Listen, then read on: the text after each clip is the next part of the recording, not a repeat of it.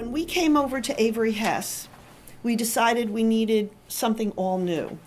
And so we went to a designer who designed the logo that you've got on the magnets, which is your Minka group.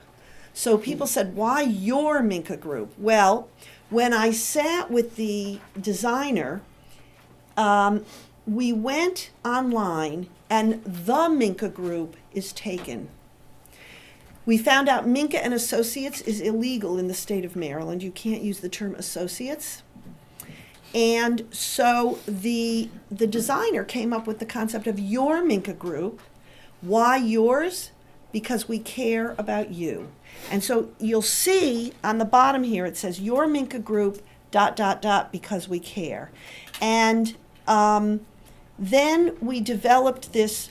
It was supposed to be the purple and the teal, but the teal color never came out quite right, and so we went more with a turquoise blue. I wanted to have booklets for buying and selling homes. And I spent probably over a year developing these booklets, which unfortunately are outdated, because the other day I read over one with a client and realized how many things have changed, constantly changing. But one of the key things that was developed the first, say, 2 or 3 years I was in the business was my philosophy, and it became our philosophy. And this philosophy statement is something that when we sit down with a buyer or a seller, I show it to them, and I wait for them to read it, because it's very simple, but it says it all. It says, one of the most important objectives of your realtor should be to educate you, I was a teacher in my past life, about all aspects of buying and selling a home. We realize that our success depends on your complete understanding and satisfaction with every decision you make. Clearly stating they're going to make the decision.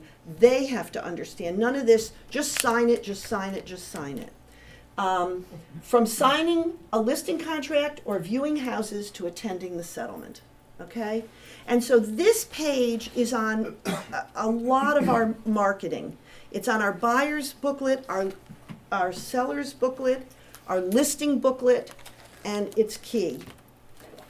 And we get a lot of business from that philosophy. And then these seller's guides and buyer's guides get shown to the client at a listing appointment or at an initial appointment, but it does not get given to them to take home until they either sign a buyer's contract with us or until we get the listing.